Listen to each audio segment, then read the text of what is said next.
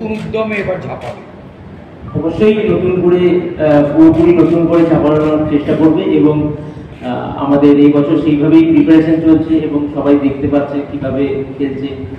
আশা করবো এই বছর পুরনো তত্ত্বগুলোকে পিছনে ফেলে নতুন করে আবার স্টার্ট করা।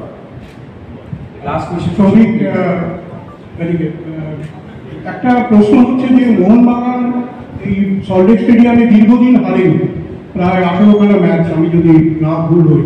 তো এইরকম একটা টিমের সঙ্গে, আমি অন্য টিমও বলছি না, এরকম একটা পার্টিকুলার টিম, তার একটা কনফিডেন্স লেভেল অন্য থাকে, সেইখানে সেই জায়গাটাকে ওভারকাম করতে গেলে কি করা দরকার মনে হয়? তো এটা মানে 18টা হোক বা তার বেশি হোক বা তার কম হোক, যাই হোক, এটা সবসময় না। যে কোনো ভালো টিমের এগেনস্টে খেলা অলওয়েজ একটা মোটিভেট করবে নিজেদেরকে যে এটা ভালো খেলতে হবে, জিততে হবে।